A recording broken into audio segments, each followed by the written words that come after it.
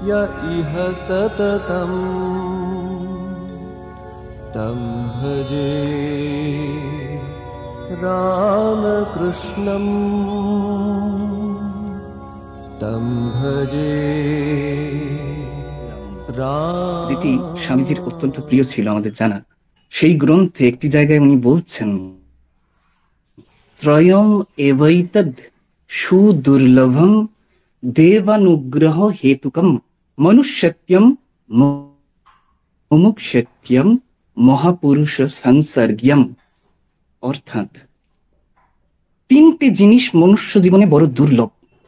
কি সেই তিনটি জিনিস? প্রথমেই উনি বলছেন মনুষ্যত্ব। অনেক সময় দেখেছি আমরা, আমাদের চারপাশে অনেকে বলেন যে এই লোকটির মধ্যে মনুষ্যত্ব নাই। অর্থাৎ এই মনুষ্য শরীর লাভ করার পরে মনুষ্যত্ব পাওয়াটা একটা দুর্লভ ব্যাপার। তারপরেই বলা হচ্ছে মুমুক্ষুত্বম। এই মুমুক্ষুত্বম হচ্ছে মুক্ত হওয়ার ইচ্ছা। এটাকে আমরা সমার্থক ধরতে পারি ভগবান লাভের ইচ্ছা। তাহলে মনুষ্য দেহ পাওয়ার পর মনুষ্যত্ব পেলাম, ভগবান লাভের এই ইচ্ছাটাও আমাদের মধ্যে জাগরিত হলো। কিন্তু তৃতীয় আরেকটি জিনিস, সেটি হলো মহাপুরুষ সংসর্গম। এই তিনটি যদি হয়, আচার্য শঙ্কর বলছেন এটি দেবতার অসীম কৃপায় মানুষ লাভ করে। এই তিনটির সংযোগ তখনই কিন্তু ঘটে। ভগবান শ্রীরামকৃষ্ণদেব কথামৃতে বলছেন উপমা দিয়ে, উপমা সম্রাট, গল্প সম্রাট ভগবান শ্রীরামকৃষ্ণদেব বলছেন যে দেখেছো, জেলেরা যখন পুকুরে মাছ ধরে, জালটা যখন ফেলে দেয়, তখন কিছু মাছ চোখ বন্ধ করে পাঁকে মুখটা গুঁজে পড়ে থাকে। তারা ভাবে এই পাঁকে ঠান্ডায় বেশ ভালোই আছি। তো জেলে যখন জালটা টানে, স্বভাবতই সেই মাছগুলো হর হর করে জালে উঠে চলে আসে। তিনি বলছেন যে আরেক প্রকারের মাছ আছে জানো তো, ওই জাল ছিঁড়ে পালাবার খুব চেষ্টা করে, ছটপট ছটপট করে। তো তিনি আরো বলছেন যে আরেক প্রকারের মাছ ওই ছটফট করতে করতে জাল ছিঁড়ে পালিয়ে যায়। আর এক প্রকারের মাছ কিছুতেই জালে পড়ে না, যত চেষ্টাই করা হোক না কেন। তো তিনি এবার ব্যাখ্যা করে বলছেন যে ওই যে মাছ কিছুতেই জালে পড়ে না, তারা নিত্য জীব, সংসারে এসেছেন শুধু লোকশিক্ষার জন্য। নারদাদি, সুখদেব, এনারা নিত্য জীব। আর যে সমস্ত মাছগুলো ছটফট করে জাল ছিঁড়ে পালিয়ে যায়, তারা মুক্ত জীব। আর যে সমস্ত মাছগুলো ছটফট করে ওই জাল ছেড়ে বেরোবার সর্বত প্রচেষ্টা করে, তারা মুমুক্ষু জীব। আর যে সমস্ত মাছ পাঁকে মুখ গুঁজুরে পড়ে থাকে, তারা বদ্ধ জীব। তো আমাদের সকলের এই লক্ষ্যটা হতে হবে যে আমরা সেই ভগবানকে কি করে লাভ করি, এবং আমাদের এই প্রেরণাটাই সেই দিকে নিয়ে যাবে। তিনি একটা ঘটনা, দক্ষিণেশ্বরে বসে আছেন ভগবান শ্রীরামকৃষ্ণদেব, তার সেই বিখ্যাত ছোট খাটটিতে, মুখে এক দিব্য হাসি।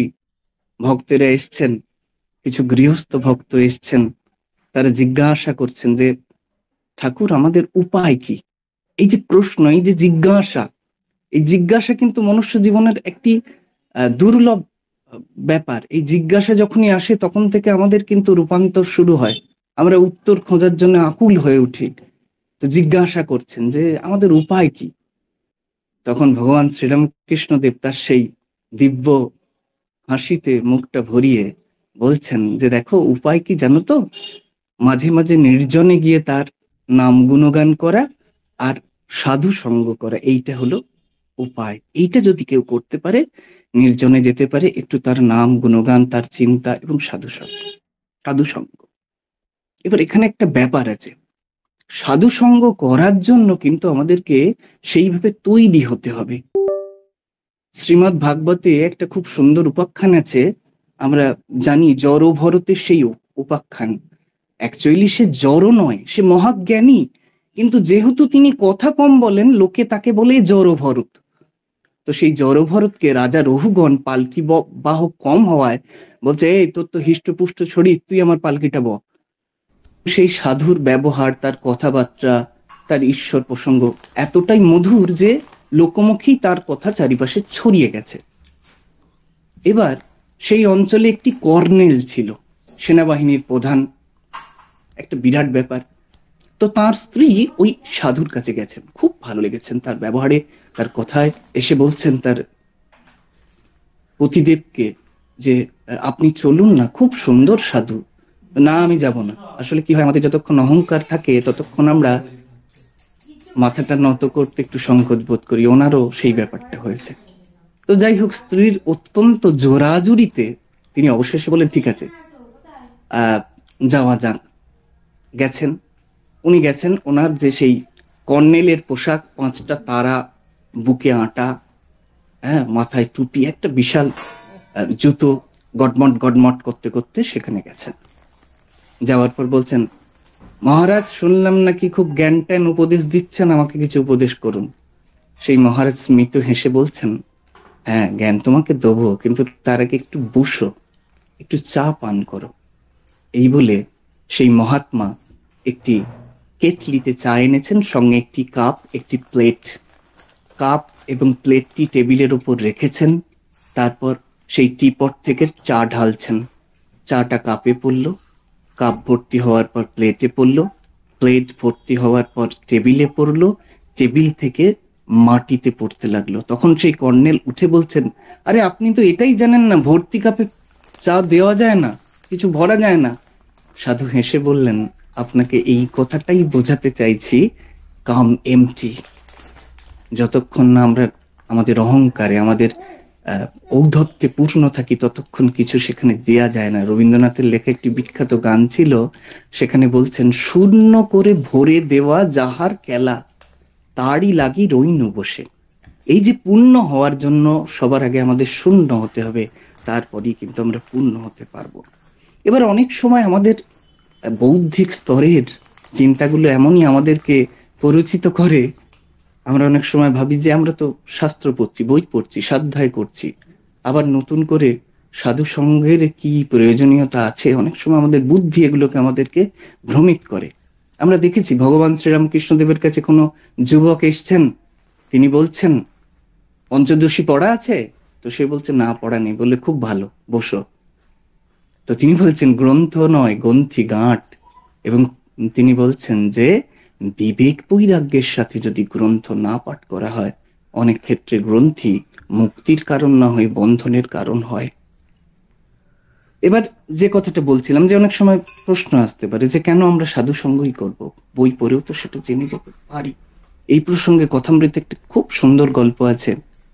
একবার এক রাজা, তিনি ঘোষণা করে দিলেন তার রাজ্যে যে যদি কোনো ভাগবত পাঠক ভাগবত পাঠ করে আমার মনে একটু বৈরাগ্য এনে দিতে পারে, তাকে আমি অর্ধেক রাজত্ব দান করব, কিন্তু যদি তিনি বৈরাগ্য না আনতে পারেন, তাকে কারাগারে নিক্ষেপ করব। তো তিনি সেটা চারিদিকে প্রচার করে দিলেন। দিক দিক থেকে ভাগবত পাঠকেরা আসতে লাগলো, ভাগবত পাঠ করছেন, কিন্তু দুঃখের বিষয় রাজার মনে বৈরাগ্য আসছে না। স্বাভাবিকভাবেই তাদের একে একে কারাগারে নিপতিত হতে হলো। এবার সেই রাজ্যে এক অসাধারণ ভাগবত পাঠক ছিলেন। তার স্ত্রী তাকে বলছে, আরে তুমি তো দারুণ সুর করে পাঠ করো, তোমার পাঠ তো দারুণ, লোকে কত প্রশংসা করে, যাও না, দেখছো তো আমাদের কিরম অভাব অনটন চলছে, তোমার ভাগবত পাঠে যদি মহারাজ খুশি হয়, কিছু সম্পত্তি যদি পাওয়া যায়, আমাদের তো দিনগুলো পাল্টে যাবে। তো তিনি গেছেন ভাগবত পাঠ করতে। মহারাজ বলছেন, জানেন তো আমার শর্তটা কি? ভাগবত পাঠ করে কিন্তু আমার চিত্তে বৈরাগ্য এনে দিতে হবে। বললো, হ্যাঁ, আমি যথাসাধ্য চেষ্টা করব। খুব সুন্দর করে বলছে, একদম শ্লোকগুলো এত সুন্দর, সন্ধি সমাস সমস্ত কিছু বেশ ভেঙে ভেঙে বোঝাচ্ছে, এই শব্দটার এই অর্থ, এই শব্দটা সেই অর্থ। দিনের শেষ, সূর্য অস্তমিত, লাল সূর্যটা পৃথিবী ধরণীকে স্পর্শ করছে, ঠিক এই সময় মহারাজকে সেই ভাগবত পাঠক বলছেন, মহারাজ বৈরাগ্য এলো? মহারাজ বলছেন, না, বিন্দুমাত্র বৈরাগ্য তোমার পাঠে আসেনি, বরং আমার বিষয় তৃষ্ণা বেড়ে গেছে, যাও কারাগারে যাও। স্বাভাবিকভাবেই তাকে কারাগারে যেতে হলো। এর বেশ কিছুদিন পর, অনেক বছর অতীত হয়েছে, একটি যুবক সন্ন্যাসী, একদম কম বয়স, তার চোখে মুখে এমন একটা দীপ্তি, একটা ওজো শক্তি, একটা তেজ যেন বিচ্ছুরিত হচ্ছে। সে এসেছে রাজার রাজসভায়। বললেন, মহারাজ, আপনাকে আমি ভাগবত শোনাবো। মহারাজ বললেন, এর আগে কিন্তু অনেকে ভাগবত শুনিয়েছে, আমার মনে বৈরাগ্য এনে দিতে পারেনি, তুমি জানো তো আমার সত্য, না পারলে এই করতে হবে। বলে, হ্যাঁ, আমি চেষ্টা করবো যথাসাধ্য। তো ভাগবতে জাস্ট একটু শুরু করেছেন, মহারাজের দু চোখে জল, কিছুক্ষণের মধ্যেই মহারাজ তার চরণে পতিত হয়ে বলছে, আর পাঠ করতে হবে না, আমার যথেষ্ট বৈরাগ্য এসছে। কিন্তু একটি প্রশ্ন আমি তোমাকে করতে চাই, এর আগে এত বড় বড় ভাগবত পাঠক ভাগবত পাঠ করলেন, আমার মনে বৈরাগ্য এলো না, তুমি এই অসাধ্য সাধন কি করে করলে? তো তিনি তখন বলছেন যে আমি তো সম্পত্তি টম্পত্তি কিছু নেবো না, ওই যারা কারাগারে ছিল ওদের মুক্ত করে দিন, তাহলেই হবে। এবার ঘটনাচক্রে এই যে যুবকটি, সেটি ওই যে বৃদ্ধ ভাগবত পাঠক, খুব সুন্দর পড়তেন, ওনার সন্তান। ওনাকে দেখে বললো, পিতা আপনাকে প্রণাম। তোর পিতার এক প্রশ্ন, যে তুই কি করে পারলি বাবা? বললো, এই প্রশ্নের উত্তর যদি জানতে চান তাহলে আমার সাথে আপনারা বাগানে চলুন। বাগানে নিয়ে গিয়ে তার পিতাকে, ওই পুরনো ভাগবত পাঠক এবং রাজাকে, দুটো গাছে বাঁধলেন। তারপর বলছেন, এবার আপনারা নিজেদেরকে মুক্ত করুন। তো তারা বলছেন, এটা কি করে সম্ভব, আমরা নিজেরাই বদ্ধ হয়ে আছি। বলে, এইটাই আমার উত্তর। যদি মুক্ত হতে হয়, যদি ঈশ্বর লাভ করতে হয়, তাহলে তাদের সঙ্গ করতে হবে যারা আমাদেরকে, যারা ঈশ্বরকে লাভ করেছেন, যারা মুক্ত হয়েছেন। একজন মুক্ত আত্মাই আর একজনকে মুক্ত করতে পারেন। একজন জাগরিত চৈতন্য সম্পন্ন ব্যক্তি আর একজনের মধ্যে চৈতন্য শক্তি জাগরিত করতে পারেন। একটা জ্বলন্ত প্রদীপই অসংখ্য জ্বলন্ত প্রদীপকে জ্বালিয়ে দিতে পারেন। স্বামীজি বলছেন, একটি জীবের মধ্যে যদি ব্রহ্ম বিকাশ হয়, তাহলে হাজার হাজার লোক সেই আলোকপথ পেয়ে অগ্রসর হয়। তো এইভাবে যদি আমরা এগিয়ে যাই, তাহলে কিন্তু আমরা ঈপ্সিত লক্ষ্যে পৌঁছবো। আমরা দেখেছি শ্রীমদ্ ভগবদ গীতায় ভগবান অর্জুনকে বলছেন তদ বিদ্ধি প্রণিপাতে না পরিপ্রশ্ন সেবয়া উপদেক্ষ্বন্তি জ্ঞানম জ্ঞানী না তত্ত্বদর্শিনা। বলছে, অর্জুন দেখো, তত্ত্বদর্শী ব্যক্তিকে কি করো, তাকে শ্রদ্ধা জানাও এবং পরিপ্রশ্ন করো। এই যে কথাটা ভগবান বললেন, আমরা যদি একটু লক্ষ্য করি, ভগবান তো বলতে পারতেন প্রশ্ন করো, ভগবান বললেন পরিপ্রশ্ন করো। মানে প্রশ্নটা যেন যথার্থ হয়, উপযুক্ত প্রশ্ন হয়। আমরা যদি দেখি, এটি গম্ভীরানন্দজি তার যুগনায়ক বিবেকানন্দতে শিরোনাম করেছেন, নারায়ণ সকাশে নর ঋষি। ভগবান শ্রীরামকৃষ্ণদেবের সান্নিধ্যে যখন স্বামীজি আসছেন, কি সুন্দর শিরোনাম, নারায়ণ সকাশে নর ঋষি। সেখানে স্বামীজি ভগবান শ্রীরামকৃষ্ণদেবকে প্রশ্ন করছেন, মহারাজ আপনি কি ঈশ্বর দর্শন করেছেন? তিনি কেমন? এই যে প্রশ্ন, এই যে জিজ্ঞাসা, এটা পরিপ্রশ্ন। আমরা অনেক সময় এমন এমন প্রশ্ন করি যেগুলোর কোনো উপযোগিতা নেই। আজকে কি দিয়ে দুপুরে ভোজন হলো, কোনো উপযোগিতা নেই এসব প্রশ্ন। সেই জন্য ভগবান বলেছেন পরিপ্রশ্ন এবং বলেছেন শ্রদ্ধাবনত হওয়া। এবার এবার যদি আমরা প্রশ্ন করি যে শ্রদ্ধা হয়ে কি লাভ হবে, জগতে তো অনেকেই দেখছি অশ্রদ্ধা, তার উত্তর ভগবান গীতায় দিচ্ছেন, শ্রদ্ধাবান লভতে জ্ঞানম তৎপর সংযতেন্দ্রিয়া জ্ঞানম লব্ধা শান্তিম অচিরেন অধিগচ্ছতি। শ্রদ্ধাবান হলেই আমরা, আমাদের ইন্দ্রিয়গুলো সংযত হবে, শান্তি লাভ করব। এবং শুধু শান্তির কথা বলছেন না, এখানে বলছে পরম শান্তি লাভ করব। জীবনে যখন আমাদের কোনো অশান্তি আসে, জীবনে যখন পরিস্থিতি একটু জটিল হয়, তখন আমরা বুঝি যে শান্তির কি মূল্য। ভগবান বুদ্ধ, তার ভাই দেবদত্ত, তখন ভগবান বুদ্ধ সন্ন্যাস নিয়েছেন এবং সেই বুদ্ধত্ব লাভ করে ফেলেছেন সাধনার মধ্য দিয়ে। চোখে মুখে একটা দিব্য উজ্জ্বল ভাব, মানে তিনি তখন বুদ্ধ। সেই সময় তাকে এসে তার ভাই দেবদত্ত জিজ্ঞাসা করছেন, এই যে তুমি সব ছাড়লে, রাজবাড়ি ছাড়লে, রাজ্য ছাড়লে, স্ত্রী পুত্র সব ছাড়লে, পেলে কি? তো ভগবান বুদ্ধ স্মিত হেসে উত্তর দিচ্ছেন, ভাই আমি তো কিছু পেতে চাইনি, আমি হারাতে চেয়েছিলাম আমার অহংকার, আমার ক্রোধ, আমার লালসা, এগুলো সব না ভাই আমি হারিয়ে ফেলেছি। কিন্তু মানুষ এরম উত্তর অনেক সময় সন্তুষ্ট হয় না। দেবদত্ত সন্তুষ্ট না হয়ে বলছেন, ওসব বুঝি না, কি পেয়েছো বলো। ভগবান বুদ্ধ সেই অপূর্ব হাসি, যেটা বুদ্ধত্ব লাভ করার পরেই বোধহয় এরকম হাসা যায়, তিনি বলছেন, ভাই কি পেয়েছি জানো? পেয়েছি অপার শান্তি, পরম শান্তি। তো এই আধ্যাত্মিক পথ বা ভগবানের পথের মাধুর্য হচ্ছে এই পরম শান্তি। শ্রী শ্রী মা বলতেন যে দেখো বাবা, গঙ্গার যত নিকটে যাবে তত শীতল বাতাস পাবে, আর আগুনের যত নিকটে যাবে তত উষ্ণ বাতাস পাবে। এই যে শীতল বাতাস, স্বামীজি বলছেন যে দেখো, the first test of religion is চেয়ারফুলনেস। ধর্ম আধ্যাত্মিকতার প্রথম টেস্টই হলো আনন্দ। যদি তুমি আনন্দে থাকো, তুমি জেনো যে তুমি ধর্মপথে আছো, তোমার মধ্যে ধর্মের বীজ আছে। সাময়িক বিশৃঙ্খলা, জাগতিক কষ্ট, সেগুলো তো থাকবেই, কারণ সংসারের পথে চলবে। একজন আধ্যাত্মিক ব্যক্তি হয়ে গেলেই তার কাছে জগৎটা একদমই হয়ে যায় সেটা না, কিন্তু তার অন্তরে এমন একটা ব্যাপার থাকবে। শ্রী শ্রী মা বললেন যে দক্ষিণেশ্বরের সেই দিনগুলো অন্তরে যেন একটা মঙ্গল ঘট বসানো ছিল। এই যে ব্যাপারটা, অন্তরে একটা আনন্দের ঘট, একটা মঙ্গল ঘট, একটা শান্তির ঘট যেন বসানো রয়েছে। নহবতের মধ্যে কি কষ্টে কেটেছে মায়ের দিনগুলো, মানে বাইরের অর্থে কষ্ট বলছি আমরা, তবু সেই আনন্দ, সেই শান্তি তিনি দেখেছেন, এবং যারা সেই পথে গেছেন সেই পরাকাশটাকে তারা জীবনে লক্ষ্য করেছেন। এবার ঘটনা হচ্ছে, ভগবান বুদ্ধ যেটা বললেন যে পরম শান্তি, অপার শান্তি আমি পেয়েছি, যেটা অনেক সময় দেখানো যায় না জাগতিক অর্থে। ভগবান গীতায় অর্জুনকে বলছে, অর্জুন দেখো, যেটা পেলে আর কোনো পাওয়াকে তার থেকে অধিক মূল্যবান বলে মনে হয় না, আর যেটা পেলে কোনো দুঃখ তোমাকে বিচলিত করতে পারে না, সেই অবস্থাটাকে সম্যক যোগাবস্থা বলে জানবে।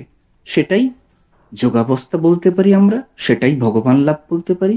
সেই অবস্থাটা কি, অন্য কিছু পাওয়াকে তার থেকে অধিক প্রাপ্তি বলে মনে হচ্ছে না। আমরা যদি দেখি, রবীন্দ্রনাথের একটি কবিতা আছে স্পর্শমণি বলে, কবিতাটার নাম। মানকরের একজন ব্যক্তি যার নাম হচ্ছে জীবন, আমাদের মতো সাধারণ ব্যক্তি। তো সেই জীবন, যিনি তার জীবনের দারিদ্র কাতরতা থেকে মুক্তি পাওয়ার জন্য ভগবানের আরাধনা করছেন, ভোলেনাথের আরাধনা করছেন। ভগবান গীতায় বলেছেন না যে দেখো অর্জুন, 4 প্রকার ব্যক্তি আমাকে ভজনা করে, আর্ত, জিজ্ঞাসু, অর্থার্থী, জ্ঞানীচ ভরতর্ষভ। তো এই অর্থার্থী জীবন, কিছু অর্থ তার প্রয়োজন, যার জন্য সে ভগবানের খুব আরাধনা করছে। ভগবান প্রসন্ন হয়ে তাকে দর্শন দিয়েছে, বলল জীবন কি চাও বলো। জীবন বলছে আপনি জানেন তো আমার খুব অভাব, তো আপনি যদি এই অভাব থেকে আমাকে মুক্ত করেন। বললো ঠিক আছে, তুমি চলে যাও জীব গোস্বামীর কাছে, জীব গোস্বামীর কাছে গেলেই তোমার দারিদ্র মুক্তি হবে। জীবন ছুটতে ছুটতে গিয়ে উপস্থিত হয়েছেন জীব গোস্বামীর কুটিরে। জীব গোস্বামী তার কুটিরে বসে আছেন, হাতে জপের মালা, জপ করছেন, আর মুখে একটা দিব্য হাসি, একটা দিব্য ভাব। জীবন ছুটতে ছুটতে গিয়েছে চঞ্চল, ভেতরে একটা বিষয় প্রাপ্তির জন্য একটা আকুলতা, একটা লোভ, একটা তো জীব গোস্বামী বুঝতে পেরে বললো, জীবন তুমি এসছো, ওই দেখো একটা পরশ পাথর আছে, নিয়ে চলে যাও। জীবন তো পরশ পাথরটা তুলে একদম আনন্দে ছুট, কি না কি পেয়ে গেছি। তো প্রথমেই তার হাতে একটা মাদুলি ছিল লোহার, আমরা পড়ি কাঠ দিয়ে অনেক সময়, বা রূপোর তাগা দিয়ে মাদুলি পড়ি। তো প্রথমেই সেই মাদুলিটা জীবন স্পর্শ করেছে পরশ পাথরটা দিয়ে, মুহূর্তের মধ্যে সেটা সোনা। সে তো আনন্দে লাফাচ্ছে, আরো লাফাতে লাফাতে লাফাতে লাফাতে আরো যা কিছু ছিল সবগুলোতে যখনই পরশ পাথরটা ছোঁয়াচ্ছে, সেটা সোনায় পরিবর্তিত হচ্ছে, খুব আনন্দ। এবং এই কার্যটা সে বেশ কিছুক্ষণ ধরে করেছে, অনেক সোনা পেয়েছে। তারপরে তার হঠাৎ হৃদয়ে এই জিজ্ঞাসাটা এলো যে আচ্ছা, ওই যে ব্যক্তিটির কাছে আমি গেলাম জীব গোস্বামী, তিনি বললেন পরশপাথরটা ওখানে আছে বলে আমাকে হেলায় পরশপাথর দিয়ে দিলেন, তাহলে ওই ব্যক্তিটির কাছে কি আছে যিনি একটা পরশপাথরকে এরকম অবহেলার স্বরে দিয়ে দিতে পাচ্ছেন? কারণ আমরা অনেক সময় দেখেছি, আমাদের কাছে যেটা থাকে সেইটা আমরা দিতে পারি, তার অধিক থাকলে যতটা আছে ততটা বা তার থেকে কম দিতে পারি। তাহলে জীব গোস্বামীর কাছে কি আছে? এই বলে তিনি পুনরায় এসছেন। এবারে যে জীবন এসছে সে কিন্তু অন্যরকম জীবন। সে বলছেন, যে ধনে হইয়া ধনী, মনিরে মানো না মনি, তাহারই খানিক মাগি আমি মহাশয়। মহাশয়, আপনার কাছে যে মূল্যবান সম্পদ আছে সেটা আমি চাই, সেই ধন আমাকে কিন্তু আপনাকে দিতে হবে। এবার এই সবকিছুর মূলে কিন্তু একটা ব্যাপার, সেটা হচ্ছে আমাদেরকে প্রথমে নিজেকে তৈরি করতে হবে। স্বামীজি বললেন যে your first work to ready your field, তোমার প্রথম কাজই হলো তোমার ক্ষেত্রটি প্রস্তুত করা। এবং যখন তোমার ক্ষেত্রটি প্রস্তুত হয়ে যাবে না, তখন বীজ আসিবেই আসিবে। স্বামীজি কিন্তু এই যে হর্ষিকারের ব্যবহার করেছেন, আসিবেই আসিবে, এতটা দৃঢ়তা, এতটা বিশ্বাস দেখিয়েছেন যে ক্ষেত্রটা যদি কেউ প্রস্তুত করতে পারে, নিজেকে যদি তৈরি হতে পারে, ঠিক সংযোগ ঘটে যাবে, সেরকম জায়গায় গিয়ে ঠিক সে উপস্থিত। আমরা দেখেছি কথামৃতের মাস্টার মশাই মহেন্দ্রনাথ গুপ্ত সিম, তো কি অবস্থা তার, তিনি ডায়েরিতে লিখছেন যে আমি হয়তো আমাকে শরীর ত্যাগ করতে হবে, এরকম একটা কঠিন অবস্থা। তখন তার বন্ধু তাকে, সিদ্ধেশ্বর বাবু, তিনি বলছেন এখানে একটা সুন্দর বাগান আছে, যাবেন? বলেননি একটা সাধু আছে। তারপর তিনি যাওয়ার পর বাকিটা তো আমরা সকলেই জানি কি এ হলো। তো এই ক্ষেত্রটি প্রস্তুত করতে হবে। একটি কাহিনী খুব প্রচলিত আছে সাধু সমাজে, খুব বিখ্যাত কাহিনী। একবার এক রাজার ছেলের রাজবাড়িতে পালিত হচ্ছে বিলাস ব্যসনের মধ্যে, কিন্তু হঠাৎ তার মধ্যে একটা বৈরাগ্য এলো। এবার এই বৈরাগ্য শব্দটার দুটো প্রান্ত আছে। সাধারণত আমরা বৈরাগ্যের মধ্যে দেখি জাগতিক বা অনিত্য বিষয়ের প্রতি বিরাগ, কিন্তু এই বৈরাগ্যের আরেকটি প্রান্তে আছে ঈশ্বরের প্রতি পরম অনুরাগ। এই ঈশ্বরের প্রতি পরম অনুরাগটা অনেক সময় আমরা বুঝতে পারি না। আমরা ওই বিতৃষ্ণাটা দেখি জাগতিক বিষয়, অনিত্য বিষয়ের প্রতি, কিন্তু ঈশ্বরের প্রতি তার কিন্তু একটা পরম অনুরাগ আছে, তাই সেই বিষয়গুলো এ করতে পারছে। তো যাই হোক, সে রাজার ছেলের পরম বিরাগ হয়, সে রাজবাড়ি বিলাস ব্যসন সমস্ত কিছু ত্যাগ করে রাজবাড়ি ছেড়ে পেরিয়ে চলে গেল। সে হাঁটছে, নগর ছেড়ে সে আস্তে আস্তে বনাঞ্চলে ঢুকলো। সেই বনাঞ্চলের মধ্য দিয়ে সরু পথ, মানুষের পায়ে চলায় ছোট ছোট সাদা সাদা পায়ের ছাপ পড়ে গেছে। সূর্যের আলো পুরোপুরি সেখানে সব জায়গায় প্রবেশ করতে পারছে না। এরকম একটা বনপথে হাঁটতে হাঁটতে গিয়ে দেখলো একটা অদ্ভুত সুন্দর কুটির, বিরাট আশ্রম নয়, একটা কুটির। সেখানে সে দ্বিধাহীনভাবে প্রবেশ করলো। প্রবেশ করেই দেখছে একটা অপূর্ব দর্শন সন্ন্যাসী, দেখেই বোঝা যাচ্ছে একটা ওজো শক্তি, একটা তেজ যেন তার চোখ মুখ থেকে বিচ্ছুরিত হচ্ছে। যেহেতু তার ভেতরে একটা তীব্র আকুলতা ছিল, একটা ব্যাকুলতা ছিল, সে গিয়ে সেই সন্ন্যাসীর চরণ প্রান্তে পতিত হলো। সন্ন্যাসী হেসে বললেন, কি চাও বাবা? তখন সে বলছে, আমি পথ হারিয়েছি, পথের সন্ধান চাই। বললো, কি পথ বাবা? বললো, তখন রাজার ছেলেটি বলছে, আমি শ্রেয় পথ চাই। তো এই যে কথাটা শ্রেয় এবং প্রেয়, এটা নিয়ে কঠোপনিষদে খুব সুন্দর ব্যাখ্যা আছে, যে যে বিষয়টা আমি তাৎক্ষণিক চাইছি সেটা হচ্ছে প্রেয়। আমি তার কি ফল কি হতে পারে আমার শরীরের, সেগুলো ভাবছি না, জাস্ট আমি চাইছি। সাপোজ আমার একটা এগরোল খেতে ইচ্ছা হলো চটজলদি, এটা প্রেয়। আর শ্রেয় হচ্ছে যেটা পরম মঙ্গল হবে আমার ইহকাল পরকাল, সেটা হচ্ছে শ্রেয়। তো সেই রাজপুত্র বললেন, আমি শ্রেয় পথ চাই। তখন তিনি বলছেন, বাবা এই পথ যে খুরের ধারের ওপর দিয়ে হাঁটা, আমরা দেখেছি কঠোপনিষদে আছে, খুরস্য ধারা নিশিতা দূরত্বয়া দুর্গম পথস্ত্বদ কবয় বদন্তি। কবয় মানে হচ্ছে জ্ঞানী ব্যক্তিরা, জ্ঞানী ব্যক্তিরা এটা বলে গেছে যে এই পথটা খুরের উপর দিয়ে চলার মতো। তোর না, আমি এই পথটাই চাই। বললো, বেশ, তুমি এই আশ্রমে থাকো, এখানকার কাজকর্ম করো, সময় হলে তুমি নিশ্চয়ই সেই পথের সন্ধান পাবে। তো সে আশ্রমে থাকে। প্রত্যেক দিন সকালবেলা উঠে মঙ্গল আরতি, ভোরবেলায় উঠে মঙ্গল আরতি আশ্রমে হয়, সেখানে যোগ দেয়, নাম সংকীর্তন।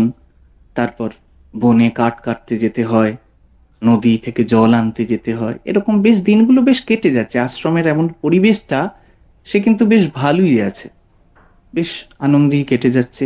সারাদিন পরিশ্রমের ফলে রাত্রে যেই বিছানায়, মানে রাজবাড়ির মতো তো বিলাস ব্যসন নয়, সেই শক্ত বিছানায় শুই তার ঘুম চলে আসে।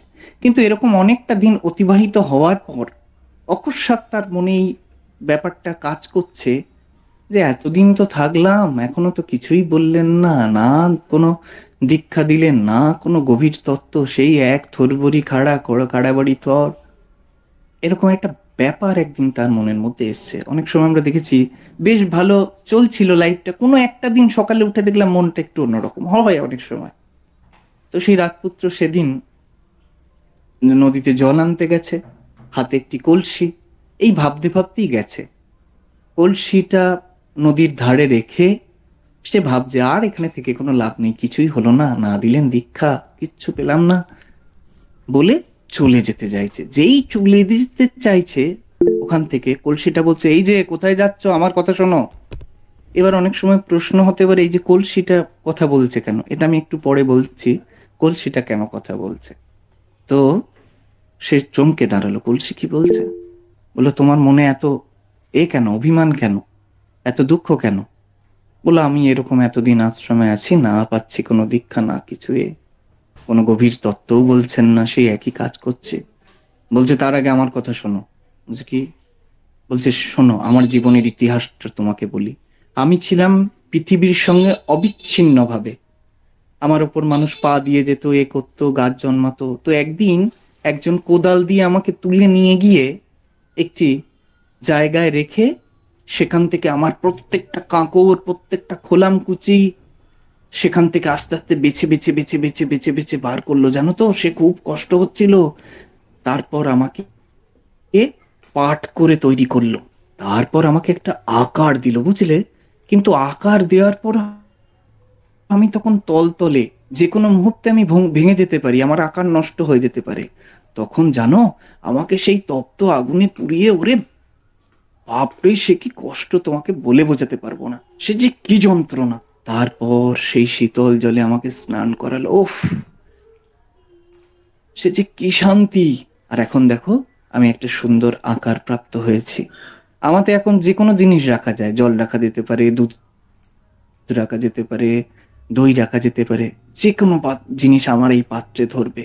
তাই তোমাকে বলছি, আগে পাত্র তৈরি করো, তারপর সব পাবে। তোর রাজপুত্রের মনটা হয়ে গেল, তাই তো আমাকে তৈরি হতে হবে, নতুন করে যেন একটা রেজিউম হলো তার লাইফে। সে কলসিতে জল ভরে মহানন্দে এসে আশ্রমে রাখলো, এবং আজকে কি মনে হলো, আরেকবার গুরুজিকে গিয়ে সাষ্টাঙ্গ প্রণাম করলো। গুরুজি বলল, ঠাকুর ঘরে এসো, আজকে তোমাকে মন্ত্র দেবো। তো এবার যে কথাটা বলছিলাম, যে কলসিটা কথা বললো কেন, আমরা দেখেছি যে পূজ্যপাদ ব্রহ্মানন্দজি ঠাকুরের মানসপুত্র, তিনি বলছেন যে মন যখন শুদ্ধ হয়ে ওঠে না, মনের ভেতর থেকেই গুরু কাজ করে, বিবেকই তখন গুরুর একটা ভূমিকা পালন করে।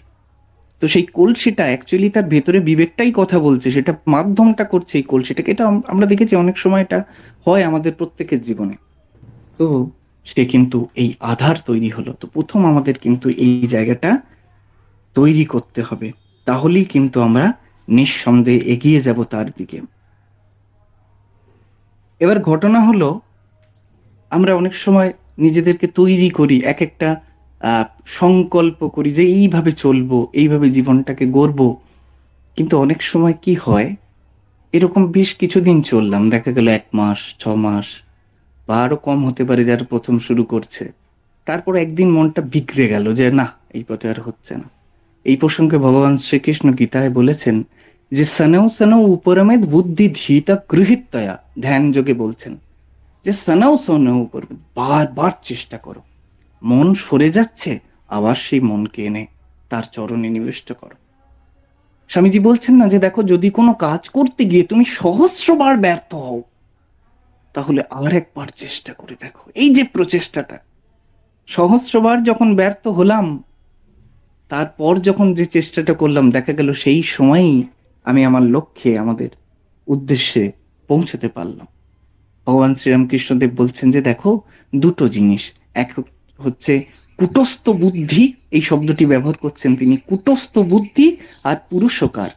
পুরুষকার মানে সেই বাইসেপ, ট্রাইসেপস, 6 প্যাক, এটা নয়। পুরুষকার মানে হচ্ছে তার মনের দৃঢ়তা, মনের জোর। আমরা দেখেছি উপনিষদে বলছে নয়ম আত্মা বলহীনেন লভ্য, এই বল কিন্তু মনের জোর। একজন ব্যক্তির যখন হৃদয় সেই একাগ্রতা থাকবে, তিনি কিন্তু সেই লক্ষ্যে পৌঁছতে পারবেন। তো তিনি একটি গল্প বলছেন, ভগবান শ্রীরামকৃষ্ণ কথামৃতে একটি খুব সুন্দর গল্প বলছেন যে দেখো, একবার এক জায়গায় খুব খরা হয়েছিল, অনাবৃষ্টি, কোনো জমিতে জল নেই, ফসল প্রায় হবেই না। তো অনেকে ভাবছে কি করা যায়, কি করা যায়, কিন্তু ঠিক কিছু করতে পারছে না। একটা চাষি, সেই চাষিটা ছিল খানদানি চাষি, সে ঠিক করলো, যা হোক করে হোক নদী থেকে একটা যদি নালা কেটে দিতে পারি না, তাহলে আমার জমিতে জল ঠিক চলে আসবে। এই বলে কোদাল নিয়ে বেরিয়ে পড়েছে ভোরবেলায়, একদম ভোরবেলায় গিয়ে সেই একটা নালা কাটার চেষ্টা করছে। তো জল খাবারের সময় হয়েছে, তার মেয়েকে ডাকছে, ও বাবা জল খাবে চলো। বলো, যা, এখন আমাকে বিরক্ত করিস না। ফিরে চলে গেছে। দুপুর হয়ে গেছে, দুপুর গড়িয়ে বিকাল আসতে গেল, তখনও সে কিন্তু একাগ্রভাবে সেই খাল কেটে যাচ্ছে। তখন তার স্ত্রী এসে বলছে, কি গো, খাবে না নাকি? কোদালের বাঁট দিয়ে তাকে মারতে যাচ্ছে, বলছে যা এখান থেকে। বলে সে দেখছে এই যে খুবে চলে গেছে। তো যাই হোক, সন্ধে যখন সূর্য অস্তমিত যাচ্ছে, গোষ্ঠে যাওয়া গরুগুলো যখন ফিরে আসছে ঘরে, ঠিক সেই সময় সে দেখলো খাল কাটা সম্পন্ন হয়েছে এবং নদী থেকে কুলকুল কুলকুল কুলকুল করে জল তার জমিতে আসছে। সেই যে দৃশ্যটা, সেটা কিন্তু তার পক্ষে প্রচন্ড আনন্দদায়ক, যে যাক, এই অনাবৃষ্টির মধ্যেও আমি সেখান থেকে জল আনতে পেরেছি। তো এই যে একাগ্রতা, এই যে কুটস্থ বুদ্ধি আর পুরুষকার, এই একাগ্রতাটা আর কুটস্থ বুদ্ধি কি বিভিন্ন রকম পরিস্থিতি আসছে। অনেক সময় দেখা গেল আমরা যখন আধ্যাত্মিক পথে, একটা কথাই আছে, শ্রেয়াংসী বহু বিজ্ঞানী। দেখা গেল যে যেদিন আমাদের ইচ্ছা হয়েছে যে আজকে একটু বেশি সাধন ভজন করব, সেই দিনই দেখা গেল বাড়ির পাশে একটি মাইক বাজতে শুরু করেছে। হয় এটা শ্রেয়াংসী বহু বিজ্ঞানী। তো সেই অবস্থাতেও কুটস্থ বুদ্ধি, কুটস্থে মনটা রেখে সেই একাগ্রভাবে কিন্তু এগিয়ে যাওয়া তার পথে। এইভাবে যদি একাগ্রতা আমাদের থাকে, তাহলে আমরা কিন্তু তার দিকে প্রতিনিয়ত এগিয়ে যেতে পারবো। মা বলছেন না যে দেখো, অনেকে বলে যে কিছু হচ্ছে না, কিছু অনুভূতি হচ্ছে না। মা বলছেন যে দেখো, যদি একটু জব করো দেখি, পারো 15,000 20,000 জব করতে? যদি 20-15,000 জব করো, তারপর যদি বলো যে কিছু হচ্ছে না, তারপর আমি শুনবো, তার আগে না। তো এই ভাবে যদি আমরা এগিয়ে যেতে পারি, আমরা লক্ষ্যে পৌঁছতে পারবো। ভগবান শ্রীরামকৃষ্ণদেব কথামৃতে একটি প্রসঙ্গ এনেছেন যে তার নামের বড় শক্তি, এরম একটা কথা বলছেন। এবং সেখানে বলছেন যে দেখো, রামকে কিন্তু সেতু সেতু করে লঙ্কায় যেতে হলো, কিন্তু হনুমান যেহেতু ভগবানের নামকে আশ্রয় করেছেন, হনুমানকে কিন্তু পেরিয়ে যেতে হলো, সেতু অবলম্বন করতে হলো না, সে কিন্তু এক লাফে পেরিয়ে গেল। নামের এত শক্তি, নামের এত মহিমা আমরা দেখেছি। ভগবান শ্রীরামকৃষ্ণদেব একটি প্রসঙ্গের কথা বলেছেন, পুরাণে পাই আমরা প্রসঙ্গটি। একবার শ্রীকৃষ্ণের মহিষী রুক্মিণী দেবী এবং সত্যভামা দেবী আছেন। তো সত্যভামা দেবীকে নারদ ঋষি এসে বলছেন, আচ্ছা মা, আপনি যদি একটা তুলা পুরুষ যজ্ঞ করেন খুব সুন্দর হয়। এবার এই তুলা পুরুষ যজ্ঞের প্রসঙ্গটা কথামৃতে ভগবান শ্রীরামকৃষ্ণদেব সংক্ষিপ্ত আকারে বলেছেন। তো সেখানে কি হচ্ছে যে একটি তুলা, দাঁড়ি পাল্লা রাখতে হবে, তার একদিকে একজন সৎ ব্রাহ্মণ বা কোনো সাধক বসবে, বা ভগবান শ্রীকৃষ্ণই বসলেন। আর একদিকে, হ্যাঁ, ভগবান শ্রীকৃষ্ণ বসলেন, আর একদিকে সেই পরিমাণ অলংকার, রত্ন, দামি দামি সামগ্রী রেখে দুটোকে সমান করে তুলাদণ্ডের এই দিকে যেগুলো আছে সেগুলো কোনো সাধু ব্যক্তিকে দান করতে হবে। এটা মহাপুণ্যের কাজ। এবার সত্যভামা দেবীর কাছে সামন্তক মণি আছে, সেই সামন্তিক মণি প্রতিদিন শতভার সুবর্ণ প্রতিদিন প্রসব করে। তো তিনি বললেন, হ্যাঁ হ্যাঁ, এটা করলে খুব ভালো হয়।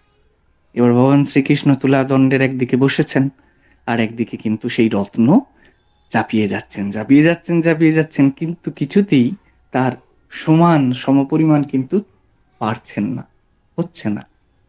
তখন রুক্মিণী দেবী হাসতে হাসতে একটি তুলসী পত্রে একটি রাম নাম লিখে যখনই সেই তুলাদণ্ডে দিয়ে দিলেন, মুহূর্তের মধ্যে সেই দুটো সমান হলো, বা সেটাকে পেরিয়ে গেল। অর্থাৎ এই যে নামের শক্তি, তিনি বলছেন, ভগবান শ্রীরামকৃষ্ণদেব বলছেন যে একটি বাড়ির মধ্যে একটি বীজ পড়েছিল, তো বাড়িটা ভেঙে গেছে, কারোর চোখেই পড়েনি বীজটা, কিন্তু পরে সেটি গাছ আকারে মহৎ হিসেবে বেরিয়ে প্রকাশিত হলো। তো নামের একটা বিরাট শক্তি কিন্তু আমরা দেখতে পাই। আরেকটা বিষয় যেটা স্বামীজি বলছেন যে দেখো, অনুভূতি এবং সাধনা, অনুভূতির একটা আলাদা মূল্য। অনুভূতিহীন কোনো বিষয় কিন্তু সেটার মূল্য নেই। আমরা দেখেছি একটা বই আছে পরমার্থ প্রসঙ্গ বলে, পূজ্যপাদ স্বামী বিরজানন্দজির রচিত। সেখানে উনি বলছেন যে দেখো, 2.5 মণ শাস্ত্র ব্যাখ্যা অপেক্ষা 1 আউন্স সাধনার মূল্য অনেক বেশি। তো এই সাধনা, সেই দিকে কিন্তু আমাদের লক্ষ্য রাখতে হবে। এবার আমরা যদি একটা বিষয় লক্ষ্য করি, আমরা সবাই এ বিষয়ে লক্ষ্য রাখি যে আমাদের যে রামকৃষ্ণ মঠ ও মিশনের যে সিম্বল মানে লোগোটা যেটা স্বামীজি নিজে করেছিলেন, সেখানে কিন্তু স্বামীজি কোনো একটা যোগের উপর বিশেষ গুরুত্ব দেননি, সব কটাকেই বলেছেন। এবং স্বামীজি চেয়েছিলেন আমাদের মধ্যে যেন সব যোগের সমন্বয় হয়। অনেক সময় দেখা যায় কি একজন এতটাই ভক্তি মার্গে চলে গেল আর তার কর্ম ভালোই লাগছে না, কর্ম করতেই চাইছে না, কিন্তু এই কর্মেরও একটা ভীষণ গুরুত্ব আছে। ভগবান বলছেন যে দেখো, কর্ম না করলে কিন্তু চিত্ত শান্ত হয় না। আমরা দেখেছি স্বামী শিষ্য সংবাদ, সেইখানে শিষ্য শরৎচন্দ্র চক্রবর্তী স্বামীজিকে বিভিন্ন প্রশ্ন করছেন, স্বামীজি সেই সমস্তের উত্তর দিচ্ছেন। এই কথোপকথন হতে হতে স্বামীজি এক জায়গায় বলছেন যে দেখ দেখ, বাঙাল বলতেন স্বামীজি, দেখ বাঙাল, এই সেবা ধর্মের থেকে আর বড় ধর্ম কিছু নেই। সেবা ধর্মের ঠিক ঠিক অনুষ্ঠান করিতে পারিলে অতি সহজেই সংসার বন্ধন কাটিয়া যায়, মুক্তি কর ফলায়তে। অনেক সময় আমরা বলি না হাতের মুঠো, স্বামীজি বলছে মুক্তি কর ফলাতে, মুক্তি হাতের মুঠো। এই সেবা ধর্মের যদি ঠিক ঠিক অনুষ্ঠান করা যায়, নিঃস্বার্থভাবে সেবা, নিষ্কাম সেবা, যেটা আমরা বারংবার বলে থাকি, সেই বিষয়টার যদি আমরা গুরুত্ব দিই, তাহলে কিন্তু দেখব আমরা সেই লক্ষ্যে খুব সহজেই এগিয়ে যেতে পারবো। এবার অনেক সময় কি হয়, আমাদের এটা বিশেষত হয় আমরা যখন জাগতিক সংসারে, আমাদের চারপাশে, আমাদের কর্মস্থল, আমাদের আত্মীয় স্বজন, এই সমস্ত ক্ষেত্রে এই সমস্যাটা বিশেষভাবে হয়। অনেক সময় কি হলো, আমরা যখন কিছু আধ্যাত্মিক কথা বলি, আধ্যাত্মিক কথা মানে সেটা একটু উচ্চ, সাধারণ কথার থেকে একটু উচ্চ মার্গের, তখন বলে যে এই সমস্ত আমাদের জন্য নয়, এই সমস্ত ওই সাধু সন্ন্যাসীদের জন্য। আবার অনেক সময় আমাদেরকে এই অভিযোগ করা হয় যে তুই তো সাধু সন্ন্যাসীর মতো কথা বলছিস। কিন্তু আমরা যদি দেখি যে সাধু এটা কিন্তু একটা ভাব। এবং স্বামীজির সেই বিখ্যাত গল্প, চিকাগো বক্তৃতায় স্বামীজি বলেছিলেন যে দেখো, একবার একটি সিংহের সিংহ শাবক মেষ শাবকের সঙ্গে পালিত হচ্ছিল। সে নিজেই জানে না যে সে সিংহ, সিংহ সদৃশ বা সিংহ। সে তাদের সঙ্গে ঘাস পাতা খায়, তাদের সঙ্গে ইভেন তাদের মতো ব্যয় করে। একদিন অপর একটি সিংহ এসে তাকে বলল, ওরে তুই এরম করছিস কেন, আয় আমার সঙ্গে। বলে তার ঘাড় ধরে টেনে নিয়ে গিয়ে তাকে যখন একটি পুষ্করিণীর সামনে তাকে দেখালো, বললো দেখ তুইও যা আমিও তাই, এই বলে কিছুটা মাংস নিয়ে তার মুখে গুজে দিল। তো তখন সে দেখলো তাই তো, আমি বোকার মতো এতে আছি। সেরকম আমাদের প্রত্যেকের মধ্যে স্বামীজি বললেন না যে প্রত্যেক আত্মাই স্বরূপত ব্রহ্ম, নিজের ব্রহ্মভাব ব্যক্ত করো ও মুক্ত হও। এটাই এটাই আধ্যাত্মিকতা, এটাই ধর্ম। আমরা দেখেছি স্বামীজি রাজযোগে বলছেন যে একটু যদি বিচার করি যে এই সমস্ত কিছু কিন্তু আমাদের প্রথমেই যে এটা পার করতে হয়, দেহ এবং মন, এই দুটো ফেরি ফেরিকে কিন্তু পার করতে হয়। তো সেই রাজযোগে স্বামীজি বলছেন অষ্টাঙ্গ যোগের কথা, পতঞ্জলি যে অষ্টাঙ্গ যোগের কথা বলেছেন সেই প্রসঙ্গে স্বামীজি বলছেন। এবং সেখানে আমরা দেখব অষ্টাঙ্গ যোগে বলছেন ইয়াম, নিয়ম, আসন, প্রাণায়াম, প্রত্যাহার, ধ্যান, ধারণা, সমাধি, এই অষ্টাঙ্গ যোগের কথা আছে। এবং এই ইয়াম, সেখানে আমরা পাচ্ছি অহিংসা, সত্য, অস্তেয়, পবিত্রতা, অপরিগ্রহ। এই প্রত্যেকটা যখন আমরা একের পর এক অনুসরণ করব এবং দেখব একটার সঙ্গে অপরটা কিন্তু খুব যুক্ত। যেমন একটি খারাপ গুণ আরেকটি খারাপ গুণকে টেনে আনে, ঠিক একইভাবে একটি ভালো গুণ কিন্তু একটি ভালো গুণকে ঠিক টেনে আনে। এবং এই সব কিছু কিন্তু আমাদের এই মনটাকে নিয়ে প্রথমে করতে হবে, তারপরে মন, বুদ্ধি, চিত্ত, অহংকার যাই বলি সেগুলোকে পেরিয়ে যাওয়া বা দেহ বোধটাকেও পেরিয়ে যাওয়া, এগুলো কিন্তু আমাদের লক্ষ্য। তো এই মন, এটার সমস্যা হচ্ছে মন কিন্তু প্রচন্ড চঞ্চল। ব্রহ্মানন্দজি এক জায়গায় বলছেন যে দেখ, কথামৃতে আছে আমরা দেখেছি, বলছেন মন না মত্ত করি।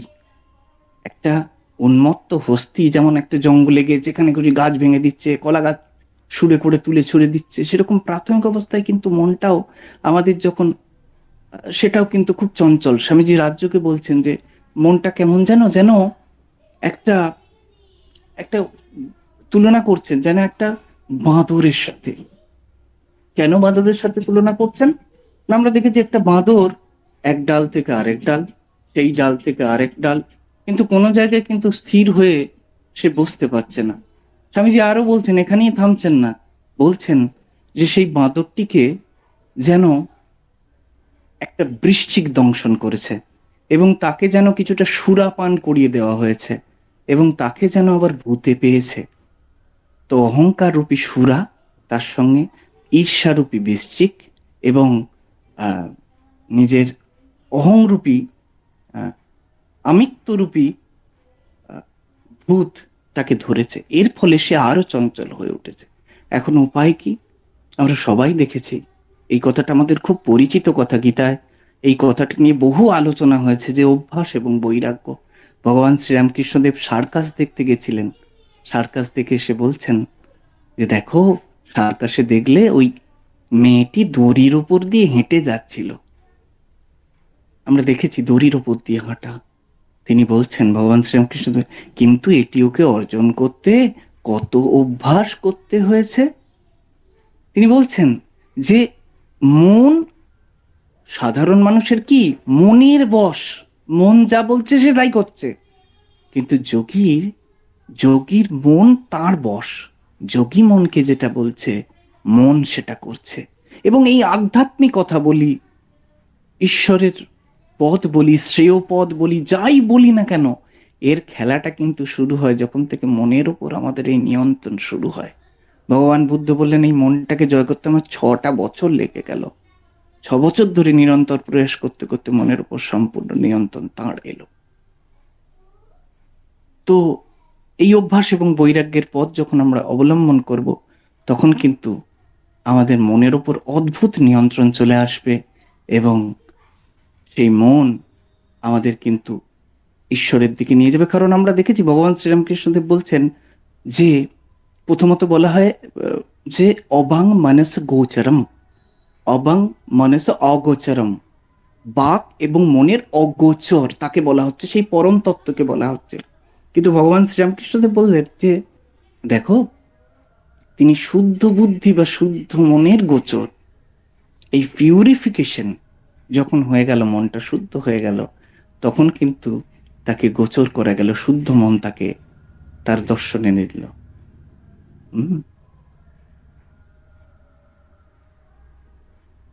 সময় একদম শেষের দিকে, আমি করব। এবার যদি একটু বিচার করি যে আমাদের জাগতিক বা যাই হোক সমস্ত কিছুর যে মূল লক্ষ্য কি, আসলে আমরা প্রত্যেকে দুটো জিনিস, আমাদের স্বরূপত তো আমরা ব্রহ্ম, তো এই ব্রহ্মের স্বভাবই দুটো জিনিস। আমরা জানতে বা অজান্তে দুটো জিনিসকে খুঁজে যাচ্ছি, দুটো জিনিসকে কিন্তু আমরা খুঁজছি। এক হচ্ছে শান্তি, আর একটা হচ্ছে আনন্দ। এই দুটোকে খুঁজছি, হয়তো তার পথটা অন্যরকম, কেউ এইভাবে খুঁজছে, কেউ এইভাবে খুঁজছে, সেইভাবে খুঁজছে, কিন্তু মূল লক্ষ্য কিন্তু এই দুটো। এই সম্প্রতি এই যে মহাকুম্ভ মেলা, সেখানে বিশেষত মোবাইলে, ইউটিউবে বা বিভিন্ন জায়গায় আমরা দেখছিলাম না, সেই আইআইটি বাবা, তিনি কি বলছেন, তার এক জায়গায় বলছেন যে আমি পড়াশোনা করলাম, সেই আনন্দ পেলাম না, আমি চাকরি করতে গেলাম, সেই আনন্দ পেলাম না। তাহলে খুঁজছে কি? সেই আনন্দটাকে খুঁজছে, সেই পরমানন্দ, সেই সচ্চিদানন্দ, সেটা কি কিন্তু আমরা খুঁজছি। আমাদের পথ বিভিন্ন, যতক্ষণ না সেই জায়গায় আসছি যেটা দিয়ে আমরা শুরু করেছিলাম আজকের আলোচনা, যে প্রয়ম এবৈতৎ সুদুর্লভম দেবানুগ্রহ হেতুকম, যতক্ষণ না তারা আমাদের উপর কৃপা পরবশ হয়ে এই পথটার সন্ধান দিচ্ছেন, ততক্ষণ পর্যন্ত কিন্তু আমাদের সেই ঘুরতে হবে। ভগবান শ্রীরামকৃষ্ণদেব একটি গল্প বলছেন, ছোট্ট গল্প, কথামৃতে আছে। বলছেন যে দুজন সাধু নগরে গেছে, সঙ্গে পোটলা পুটলি। তো একজন সাধু ওই পোটলা পুটলি নিয়েই ঘুরছে, তার কাঁধে ওই পুটলিটা আছে। আর একজন সাধু খালি হাতে এসে বলছেন, তার পাশে এসে দাঁড়িয়েছে। তো বলছে, তোমার পোটলা পুটলি কয়? আমার তো পোটলা পুটলির সঙ্গে আছে। তো সে বলছে, আমি বাসা পাকড়েছি, বাসায় ওই পোটলা পুটলি রেখে এখন শহরের রং দেখতে বেরিয়েছি। সেটাই বলছেন ভগবান শ্রী, যে বাসাটা আগে পাকড়ে নাও। স্বামীজি যে গানটা ঠাকুরকে শুনিয়েছিলেন, আমাদের সকলের পরিচিত, মন চলো নিজ নিকেতনে, এই নিকেতনটা যখন পেয়ে যাব, তখন কিন্তু আমাদের সামনের জগৎটা কিন্তু পাল্টে যাবে। একবার ভগবান শ্রীরামকৃষ্ণদেব বসে আছেন দক্ষিণেশ্বরে, অনেক ভক্ত এসছেন, বেলঘড়িয়া থেকে কিছু ভক্ত এসছেন, এবং জয়গোপাল সেন বলে একজন ভক্ত ছিলেন, তিনি এসছেন। তো জয়গোপাল সেন বলছেন যে মহাশয় কি করবো? তো ভগবান শ্রীরামকৃষ্ণদেব বলছেন যে দেখো, এক হাত ঈশ্বরের পাদপদ্মে রেখে আর এক হাতে সংসারের কাজ করো। দুটো হাতে, একটা ঈশ্বরের পাদপদ্মে স্থায়ীভাবে রাখো আর একটা সংসারের কাজ করো। তখন জয়গোপাল সেনের একজন প্রতিবেশী বলছেন, মহাশয় এক হাত ঈশ্বরে দেব কেন, এক হাত সংসারে দিব কেন? এক হাত দুটোই তো ঈশ্বরকে দিতে পারি, একটা হাত আমি সংসারে আবার দিতে যাব কেন? ভগবান শ্রীরামকৃষ্ণদেব বলছেন যে দেখো, এই সংসার অনিত্য, কিন্তু তাকে জেনে যদি সংসার করা হয়, সে সংসারটা তখন নিত্য। জাগতিক বিষয় তখন তাকে আর টলাতে পারছে না, কারণ তার একটা হাত ভগবানের দেওয়া আছে, সে তাকে জেনেছেন। বিবেক বৈরাগ্য, ভগবান শ্রীরামকৃষ্ণদেব বলছেন যে যে বৈরাগ্য অর্জন করে যদি সংসারে থাকা যায়, জাগতিকে থাকা যায়, তাহলে কিন্তু সংসারের শোক তাপ দুঃখ এসবে সে জড়িয়ে পড়বে না। সেই বিখ্যাত উপমা, হাতে তেল মেখে কাঁঠাল ভাঙো, সমস্যা কিছু হবে না। তো আমরা সকলে অত্যন্ত ভাগ্যবান যে আমরা সেই দিব্যত্রয়ীর চরণতলে এসছি এবং সেই লক্ষ্যে এগিয়ে যাচ্ছি এইভাবে। তো শেষ করব সেই ঠাকুরের বিখ্যাত গল্পটি দিয়ে। ভগবান শ্রীরামকৃষ্ণদেব বলছেন যে কখনো থেমো না বাবা, তারে বাড়া এ জগৎ। তোমার যতটুকু অনুভূতি হয়েছে, আমার যতটুকু অনুভূতি হয়েছে, এর থেকে অনেক বড় বড় অনুভূতি আমাদের জন্য অপেক্ষা করে আছে।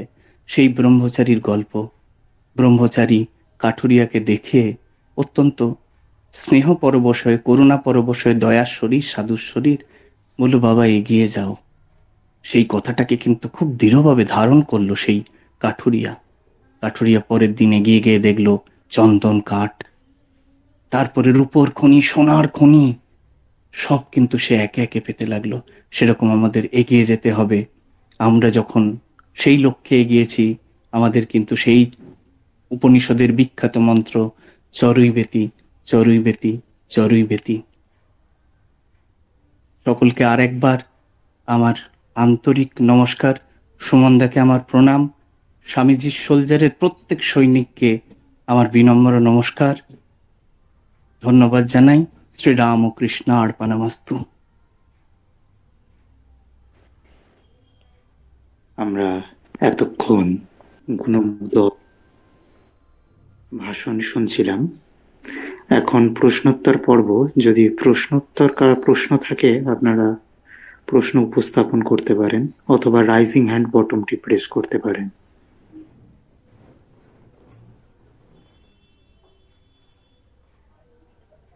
দাদা খুব সুন্দর লাগলো। কালকে ঠাকুরের তিথি পুজো, ঠাকুরের আবির্ভাব, আর তার আগেই এত সুন্দর একটা শুনলাম, মন ভরে গেল, খুব ভালো লেগেছে। যদি এর মধ্যে যদি সার কিছু থাকে, এতটুকু যদি কারুর মনে এ হয়, সেটা তাদের করুণায়, তাদের কৃপায়, আপনাদের শুভেচ্ছায়। প্রশ্ন আমরা ধরে নিতে পারিনি। আমার একটা প্রশ্ন না, জানার ইচ্ছে যে এইরকম, যে কেমন ভাবলে যে সকলকে এক মনে হবে? এই যে সকলেই রয়েছি ভিন্ন ভিন্ন ভিন্ন ভাবে, কিন্তু কিভাবে, কি পদ্ধতিতে সকলকে সেই একই ভাববো, এইটা যদি কিছু বলা যায়।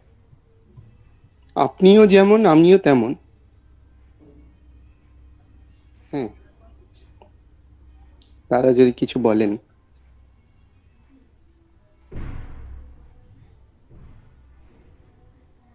আচ্ছা,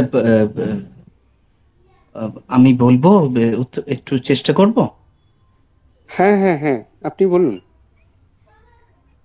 হুম, ঠিক আছে। যেটা ব্যাপার হচ্ছে, এটা মানে একদম প্র্যাকটিক্যাল ফিল্ডে এই জিনিসটা কিন্তু আমাদের হয়। আমরা অনেক সময় বললেও, সেই অদ্বৈত অভেদ কথা বললেও, জাগতিকে দেখেছি অনেক সময় অন্যের থেকে, অনেক সময় কেউ কেউ নিজেকে একটু ছোট করেও দেখে ফেলে, কেউ কেউ নিজেকে একটু বিরাট মহান করেও দেখে ফেলে। এবার ব্যাপারটা হচ্ছে এর এর উত্তরটা আমি শ্রী শ্রী মায়ের একটি কথা বলি, তারপর বলছি। মা বলছেন যে দেখো, সাধন করতে করতে দেখবে আমার মাঝে তিনি যিনি, তোমার মাঝে তিনি, দুলে বাগদি ডোমের মাঝেও তিনি। এই যে ব্যাপারটা, যতক্ষণ না অন্তরে সেই জায়গাটা টাচ করা যাচ্ছে, নিজের মধ্যে যতক্ষণ না সেটাকে সম্পূর্ণভাবে দেখা যাচ্ছে, আমি হয়তো আপনাকে বলছি খুব সুন্দর, কিন্তু যতক্ষণ না আমার ভেতর সেই অনুভূতিটা আসছে, ততক্ষণ কিন্তু ওই জায়গাটা একটু হলেও একটা পর্দা হয়তো থেকে যাবে। কিন্তু যখন সেটা করা গেল, তিনি অনুভব করতে পারলেন। আমরা দেখেছি জগতে যারা বড় বড় আচার্য ছিলেন, মহাপুরুষ ছিলেন, তারা কিন্তু নিজেরা এটা প্রথমে করেছেন, উপলব্ধি করেছেন, তারপরে জগৎ কল্যাণে যা কিছু করেছেন। আপনি যদি লক্ষ্য করেন ভারতের ইতিহাসের দিকে যদি একটু তাকান, আপনি দেখুন সেই সময় রামমোহন রায় একটা বিরাট নাম, সেই সময় বিদ্যাসাগর বাংলার বুকে বিরাট নাম, ডিরোজিও ইয়ং বেঙ্গল একটা বিরাট ব্যাপার। কিন্তু ভগবান শ্রীরামকৃষ্ণদেব স্বামীজি যেটা করলেন সেটা কিন্তু অনন্তকালের জন্য হয়ে গেল। কিন্তু বিদ্যাসাগর, রামমোহন বা ডিরোজিও এদের কারোরটা চিরকালের জন্য হলো না, কারণ তাঁরা নিজেকে সেটা জানতে পারেননি, একটা সাময়িক কিছু করেছেন। তো যখন এটা নিজের মধ্যে সেই দর্শনটা হবে, তখনই কিন্তু একদম চূড়ান্ত সেই অভেদ জ্ঞান, যেটা অদ্বৈত ভাবটা তো একদম চূড়ান্ত পরাকাষ্ঠা, যদিও চূড়ান্তরম বলা যায় না, তবুও অদ্বৈত বোধটা একটা আধ্যাত্মিকতার একটা পরাকাষ্ঠা ধরা হয়। সেই বোধটা এলে কিন্তু এটা সম্ভব। এইভাবেই এগিয়ে যেতে হবে আমাদের। আর যদি কারো জিজ্ঞাসা থাকে কিছু। ঠিক ঠিক, খুব ভালো বলেছেন। আর কি কারোর প্রশ্ন আছে? হ্যালো দাদা, আমি মানস বলছি। আমার প্রশ্ন ঠিক নয়, মানে আমি আপনার সঙ্গে জাস্ট আলোচনা করছি, কারণ আপনিও স্কুল টিচার এবং আপনিও এই কর্মের মধ্যেই আছেন। তো দুটো জায়গায় আপনি ধরে থাকছেন কি করে, বা আমরা ধরে থাকবো কি করে? কারণ অনেক সময় এটা ধরতে গেলে ওটা ছাড়া হয়ে যাচ্ছে, ওটা ধরতে গেলে এটা ছাড়া হয়ে যাচ্ছে। মানে কর্ম আর আধ্যাত্মিকতা দুটো প্যারালাল ভাবে চালানো একটু চাপই হয়ে যাচ্ছে আর কি। মানে কোথাও মনে হচ্ছে, আমি জাস্ট একটা প্র্যাকটিক্যাল উদাহরণ দিই। ধরুন আমি হয়তো আপনার কথাই বলি, আপনি এখন তত্ত্বমসি করছেন, আমি একটা সৎপ্রসঙ্গ আলোচনা শুনছি, শুনতে খুব ভালো লাগছে, বারবার আমার ফোন আসছে, আমি বারবার ফোনটাকে ধরছি, আপনার ওই আলোচনা, সুন্দর আলোচনা থেকে বাইরে বেরিয়ে যাচ্ছে। আইদার আমাকে ফোনটাকে ইগনোর করে আপনার আলোচনা শুনতে হবে এবং সেই আনন্দ পেতে হবে, আর না হলে আপনার আলোচনা থেকে বেরিয়ে ফোন করতে হবে। তো এটা না কোথাও মেলাতে পারছি না, মানে একে একে দুই পিছতেই ওইটা আর হচ্ছে না।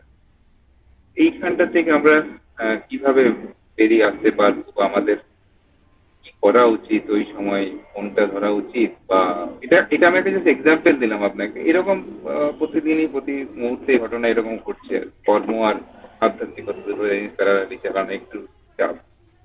এটাই আমার একটু বলা, এটা একটু আলোকপাত করে। খুব প্রাসঙ্গিক বিষয়, কিন্তু আমরা যারা সংসারে আছি তাদের জন্য এটা খুব গুরুত্বপূর্ণ বিষয়। এবং এই ঝড়ঝাপটাটা বা এই হার্ডেলসটা প্রত্যেকের ক্ষেত্রেই আসে, প্রত্যেককেই সেটা পেরোতে হয়। এবার ঘটনা হচ্ছে, আপনি একটি বই আছে দেখবেন, শঙ্করের লেখা অজানা অচেনা বিবেকানন্দ, আমাদের খুব পরিচিত বই। সেইখানে স্বামীজির রেজাল্টটা উনি তুলে দিয়েছেন, যে স্বামীজি কি রেজাল্ট করেছিলেন। এবং সেই রেজাল্টটা যদি আমরা দেখি, সেখানে কিন্তু স্বামীজি মানে রেজাল্টটা 95 এরকম কিন্তু পাননি। কিন্তু স্বামীজি কি 100 পাওয়ার যোগ্য নয়? অবশ্যই 100 পাওয়ার যোগ্য। কিন্তু স্বামীজির রেজাল্টটা একটু তুলনায় কম দেখাচ্ছে এই কারণেই, ওই যে ভগবান শ্রীরামকৃষ্ণদেব বললেন না, যে সানাইয়ের একজন পু ধরে থাকে আর কয়েকজন সেটাকে সঙ্গত দেয়, সুরটাকে তোলে। একটা বাজনায় একজন মূল জায়গাটা ধরে আর বাঁ হাতে ঠেকো দিচ্ছে, সেরকম মূল লক্ষ্যটা কিন্তু আমাদের থাকতে হবে এই জায়গায়।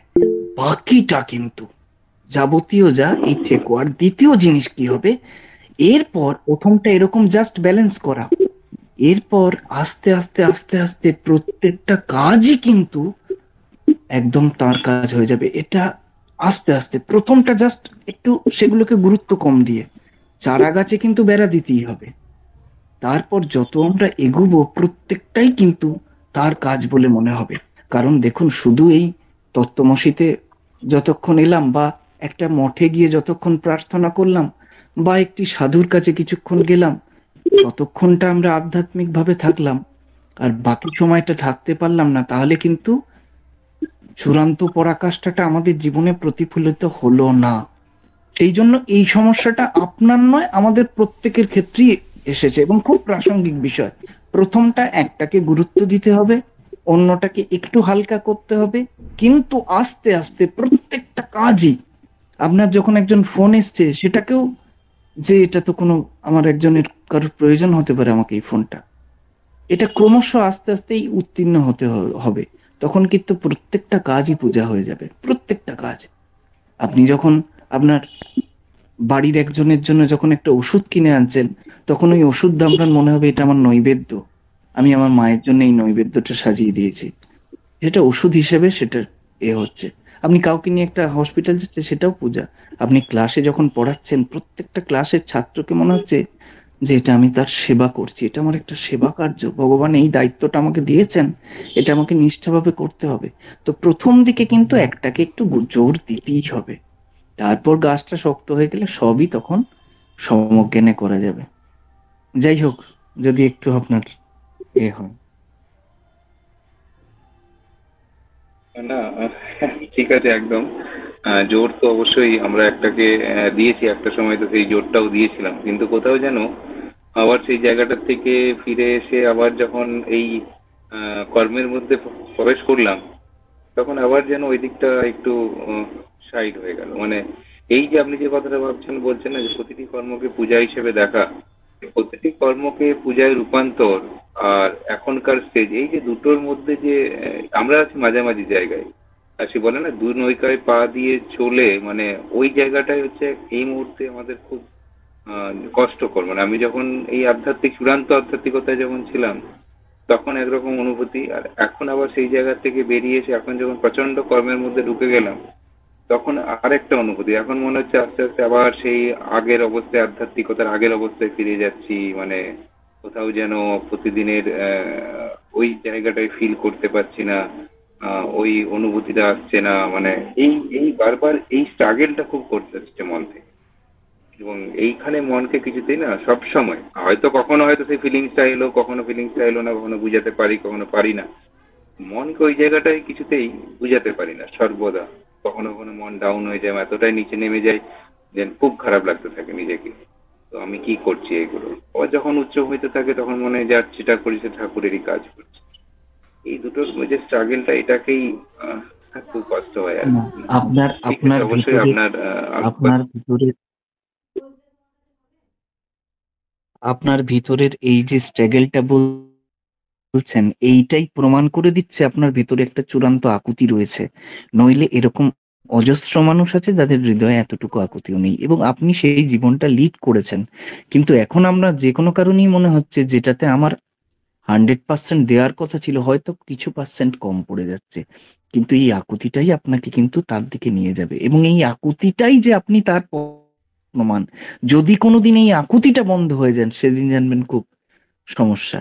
এই আকুতিটাকে রাখবেন বাঁচিয়ে, এইটাই আপনাকে নিয়ে যাবে তার দিকে। ওই যে ভগবান গীতায় বললেন না যে অর্জুন, প্রাক শরীর বিমোক্ষণাৎ, শরীর ছাড়ার আগের মুহূর্ত পর্যন্ত এই প্রচেষ্টাটা চালিয়ে যেও।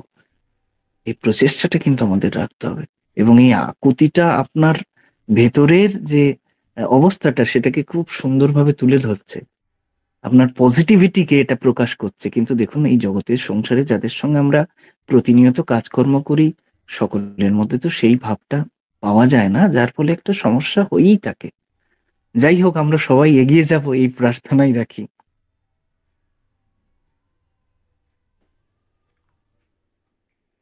এখন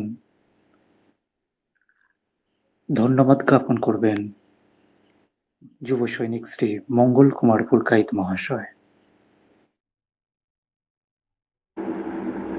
নমস্কার। ঠাকুর মা স্বামীজির পাদপদ্মে অন্তরের শ্রদ্ধা নিবেদন করে আজকের তত্ত্বমশী অনুষ্ঠানে আমরা পেয়েছি আমাদের পরম প্রিয় শ্রদ্ধেয় শিক্ষক মাননীয় শ্রী কালাচাঁদ অধিকারী মহাশয়। আমরা শুনলাম রামকৃষ্ণ ভাব প্রচারকের অপূর্ব বাণীময় ভাষণ। গল্পের ছলে বিভিন্ন আধ্যাত্মিক বিষয়গুলোকে এত সুন্দরভাবে পরিবেশন করলেন, আমাদের মনে গেঁথে গেছে, দাগ কেটে গেছে। তাই শ্রদ্ধেয় স্যারকে আমার অন্তরের অন্তঃস্থল থেকে লক্ষ কোটি প্রণাম জানাই, শুভেচ্ছা জানাই, ধন্যবাদ জানাই। তার সাথে তিনি ভালো থাকুন, আমাদের এই সংগঠনে আবার যেন আমরা তাকে পাই, এই প্রার্থনা রেখে বা আবেদন রেখে অন্য যারা আমরা ভক্ত হিসাবে বা শ্রোতা হিসাবে যারা আছি, মায়েরা বা আমাদের ইয়ং সোলজার্স ভাই ও শ্রদ্ধেয় ব্যক্তিগণ, সকলকে আন্তরিক কৃতজ্ঞতা জানাই। তারাও আমাদের এই অনুষ্ঠানটিকে সার্থক সুন্দর করার কাজে তাদেরও অগ্রণী ভূমিকা আছে। তার কারণ শ্রোতা না হলে, ভক্ত না হলে ভগবানের শান্তি বা আনন্দ আসে না। ভক্তের মনে যে দাগ টানার জন্য ভক্ত দরকার, ভক্তির দ্বারা ভগবান তুষ্ট হন। তাই তাদেরকেও আমি ধন্যবাদ জানাই। নমস্কার, ভালো থাকবেন সবাই। ঠাকুর মা স্বামীজির আশীর্বাদী সবার উপর বর্ষিত এই প্রার্থনা রাখলাম। এখন সমাপ্তি সঙ্গীত ও জয়দান দেবেন যুব সৈনিক অভয় কুমার দে মহাশয়। দিব্যতরীর পাদ পদ্মে সাষ্টাঙ্গে প্রণাম এবং শ্রদ্ধেয় দাদাকেও আত্মনিবেদনে প্রণাম। সভায় উপস্থিত ভক্তবৃন্দকেও আমার ভালোবাসা, নমস্কার, প্রণাম। যা শুনলাম তৃপ্ত হলে তো শেষ হয়ে গেল, কিন্তু খিদেটা যেন বজায় থাকে। এই খিদের ইচ্ছে নিয়েই ঠাকুরের চরণে আমার একটা নিবেদন। রাম কৃষ্ণ চরণ সরোজে মজরে মন মধুপম। রাম কৃষ্ণ চরণে সরোজে মজরে মন মধুপম। কণ্ঠকে আবৃত বিষয়কে তোকি, কণ্ঠকে আবৃত বিষয়কে তোকি। থেকো না তাহে বিভোর। রাম কৃষ্ণ চরণ সরোজে মজুরে মন মধুপম। জনম মরণ বিষম ব্যাধি নিরবধি কত সহিব। জনম মরণ বিষয় ব্যাধি নিরবধি কত সহিব। প্রেম পীযুষ পিয়রে শ্রীপদে, প্রেম পীযুষ পিয়রে শ্রীপদে। ভবেরি যাতনা রবে না তো। রাম কৃষ্ণ চরণ সরোজে মজরে মন মধুপম।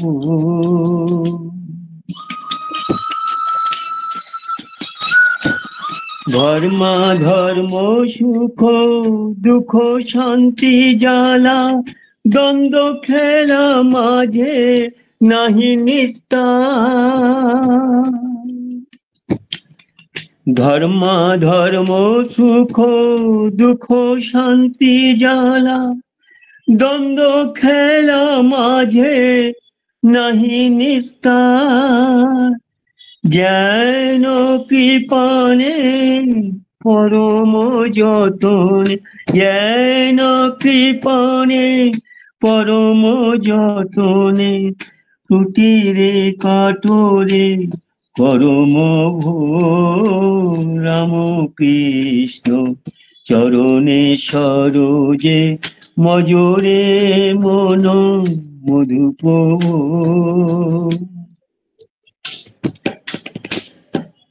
রাম কৃষ্ণ নাম বলো রে বদনে, মোহেরি জামিনে হইবে ভোর। রাম কৃষ্ণ নাম বলো রে বদনে, মোহেরি জামিনে হইবে ভোর।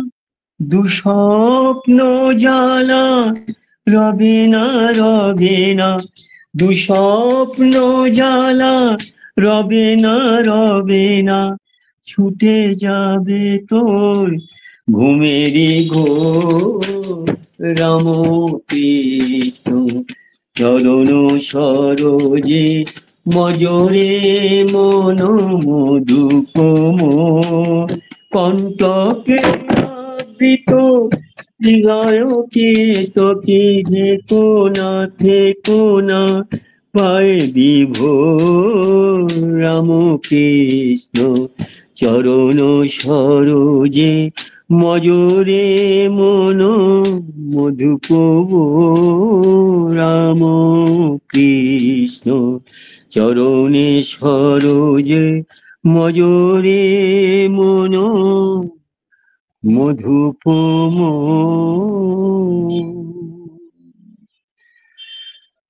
জয় শ্রী গুরু মহারাজ জি কি জয়।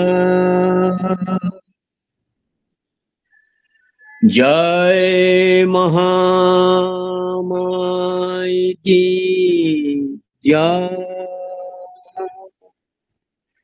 जय स्वामी जी महाराज जी की जय। जय काली माई की जय। जय गंगा माई की जय। जय सरस्वती माई की जय। जय ठाकुर, जय माँ, जय स्वामी, जय श्री राम कृष्ण अर्पण नमस्ते।